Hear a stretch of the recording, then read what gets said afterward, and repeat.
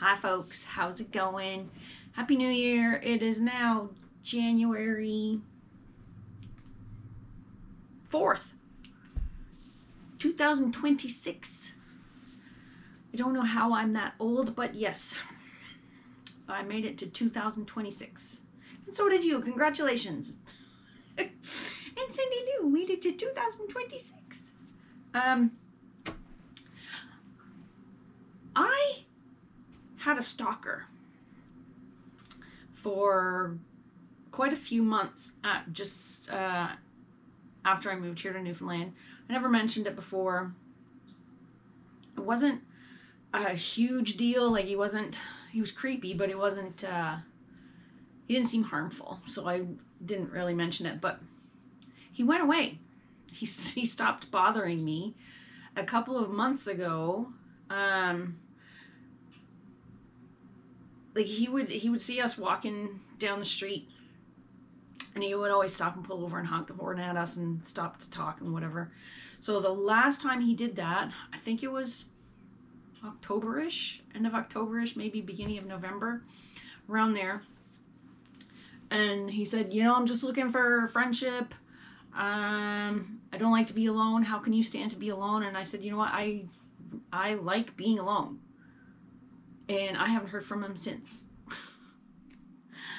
And that started back in August, right after I first moved here, August 2024. So he would see me, and he, found out where I live. He's friends with my neighbor over here, and he saw me out in the yard one day, and he's like, "Oh, I found you." And I was like, "Oh, crap." But that stopped as soon as I said that I like being alone. I have, I guess, well-meaning coworkers who say, "You need a man." And I'm like, "No, I don't." Had one of those, got rid of him.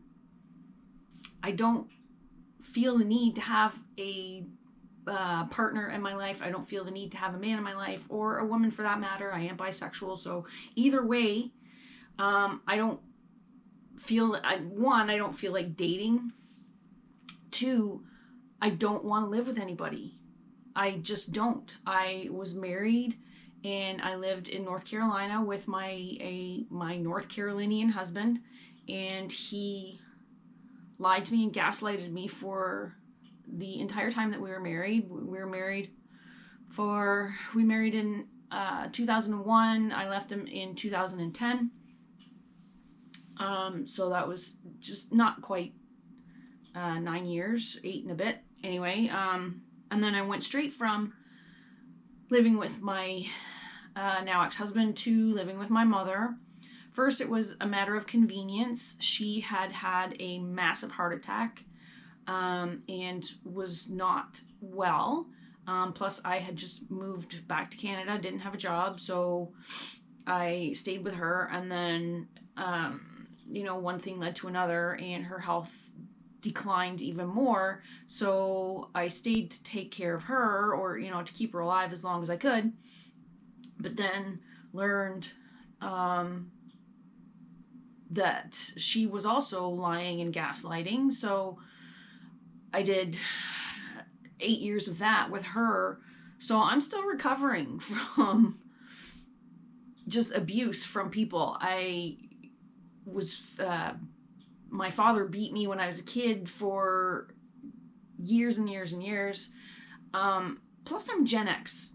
I just don't generally trust people. I mean, that's just a thing with Gen Xers, I think. And so, coupled with, surviving child abuse and spousal gaslighting and the other parental neglect to allow the child abuse, and then gaslighting later when I'm trying to take care of her.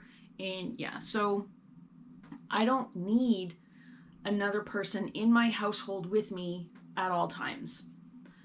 Do I have friends here in Newfoundland? I have acquaintances. I don't have anybody here yet that I would call a friend, because I haven't taken the time to actually do that. I did have an invitation for Christmas. to go to a potential new friend's house for Christmas, but the weather on Christmas Day was atrocious. Travel would have been ill-advised, so I stayed home. Everybody stayed home Christmas. Like literally everybody here stayed home on Christmas Day because the weather was just that bad. I'll stick a video in here of what Christmas Day looked like because it was terrible. I spent the majority of Christmas Day shoveling snow. I have, like, so often people say to me, you need someone in your life. You let me set you up with so-and-so. And I'm like, no, thank you. I'm alone by choice. I like being alone.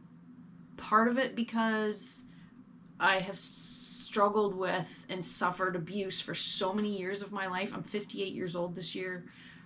Actually, I will be 59 in 2026. Holy crap, it's 2026. Yes, I know we've established that already, but anyway.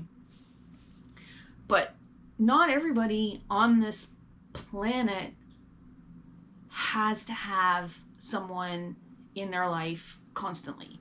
Not everyone needs to have someone attached to them at the hip constantly. Not everyone needs to live with someone constantly. I don't do well with that. My next door neighbor over here, he is unfortunately very recently widowed. His wife died in September. They were married for over 40 years. He is feeling lonely because he and his wife had a good relationship. They liked being together. They had their, times when they were not together so that they would have, everybody needs time apart, no matter how well you get along with your spouse. But he's feeling alone. He's in his 70s and he's feeling alone. I get that because he and his spouse had a good life together. I have not had that experience of having a good relationship where I feel like I could spend the rest of my life with this person. Might happen. I don't know. I doubt it this late in my life. I like being alone. I have a job where I am surrounded by noisy crowds of people for my entire shift. Whether I'm working a 4-hour shift or an 8-hour shift at the store, I'm exhausted when I get home because people. The last thing I want to do when I come home is go out and hang out with more people or have more people in my house when I get here. I like having my space to myself. I like being able to do whatever I want. I have my Cindy Lou here. That's what I need. I'm good with that. So when people, and I suppose they're well-meaning, when people say, oh, you have to have someone in your life, you need to go out and meet people, you need to get married, I'm like, no, been there, done that, don't want to do it again. I really, really don't. I'm fine. I'm not lonely. I was more lonely when I was married than I am now when I'm completely alone. Do I miss my family and friends in Ontario? Sure, I do. Would I like to be able to see them more often than I do? Sure. But I mean, realistically, I only have 2 friends in Ontario. And my family, other than my sister Chrissy, my family, the rest of them, I only saw them once or twice a year anyway. So if I only see them once a year when I go back up to Ontario, what's the difference? When I lived in North Carolina, I was there for 7 years. Nobody came down to visit me. My mom came down a couple of times, and my Aunt Jane, whenever she was driving up and down from Florida, she would stop in. And my Aunt Jane, so far, is the only one who has come to visit me here because she's crazy and she drives everywhere. Like, well, in the wintertime, she goes down to South America, so she doesn't drive down there. But because Florida is even too cold for her in the wintertime. So she goes to South America to get even warmer. So yeah, like, it's not like my family comes to visit me whenever I move away. And I didn't see them a whole lot, even when I lived in Ontario, and we lived relatively close together. So, I mean, really, what's the difference if I'm 4 provinces away or the next town over. It doesn't matter. My friends, I miss them. I miss being able to go out and, go camping or go to, go out to a movie. The clearest movie theater here is well over 100 kilometers away. So I'm not going to go out to a movie here. Not that I did too much in Toronto. Every now and again. But, like, it's not, I don't feel lonely here. I talk to my neighbors. I see them outside, not so much in wintertime, other than when we are shoveling snow. But in summertime, everybody's outside all the time, and I talk to my neighbors a lot. Like I said, I'm surrounded by noisy crowds of people every time I'm at work, because the store is always busy. Always. It's never not busy. So I don't have any energy for peopling. After that, we walk around town here in town, and when I'm walking the dog, we go in and we visit in stores and we visit in the post office, because Cindy Lou is a social butterfly. She loves people. I, on the other hand, I get overwhelmed with people. It's not that I don't like people. I'm an introvert, and I get overwhelmed and I get exhausted by spending too much time with too many people. Put me in a room with, 2 or 3 people of like mind, then I'm fine. But put me in a crowded mall for a 4-hour to 6-hour shift. I typically do 6-hour shifts. And I'm just exhausted. I can't do any more than that. I come home and I just flop. I can't do any more. Plus there's like a couple of things that they did at work. Like, they brought in lunch a few times, and they brought in breakfast during Christmas week. And they're like, Rebecca, come and get food. And I'm like, I can't eat it because I have celiac disease, and none of it is even gluten friendly, let alone gluten free. So then they're like, it's very difficult to go out and have a meal with somebody if there's no restaurants around here that have gluten-free food.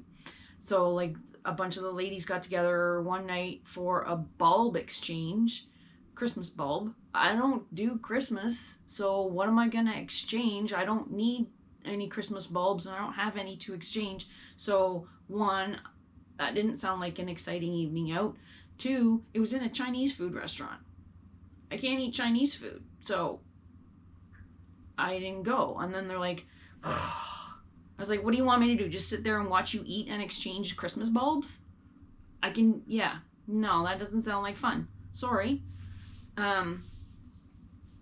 Plus, I have the extreme fragrance intolerance, so I can't, there's a lot of houses around here, like, I can smell the fragrances just as I walk by their house if they're doing their laundry. So I can't go into those houses to visit those people, and I can't have those people into my house to visit, because as soon as they walk in, my house is tiny. As soon as they walk in, I'm overwhelmed with fragrance. I can't go into some stores even because they're full of fragrances. I can't go into some restaurants because someone might have too much perfume on. I got gagged the other day. I had 2 or 3 customers in a row that had patchouli on. And it was even getting through my mask. I wear a mask constantly at work when I'm out or when I'm out in public.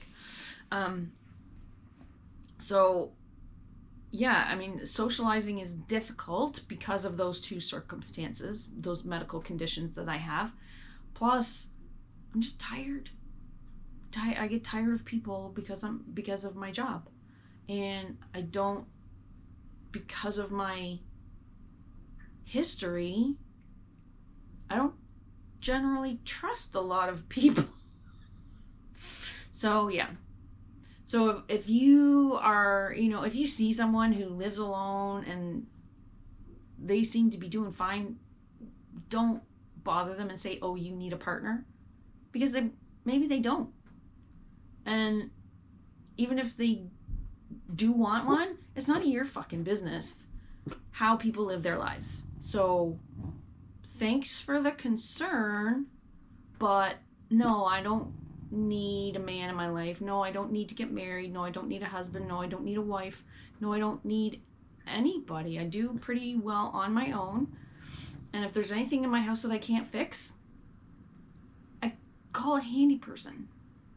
I'll call Jeremy. If I need the roof fixed, then I'll call Andy. You know, like the guys who have already been here to fix things. Trust them to fix the things that didn't get built properly in the first place. So yeah, I'm alone and I prefer it that way. I'm not lonely. I don't see any reason to change how I live my life. Do you ever get comments like that? Like, oh, you need somebody in your life. You need to, let me set you up with so-and-so.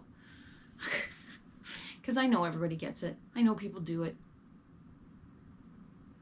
It's just not right. Happy New Year! Happy New Year! Bark, bark, bark! Yes. Yeah. Uh-huh. I know. Uh-huh. You tell them.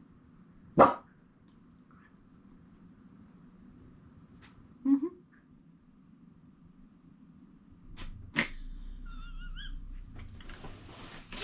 You're such a goof. You're such a goof. I mean, really, why do I need anybody else except for this little Miss Cindy Lou? Yes, I have Cindy Lou.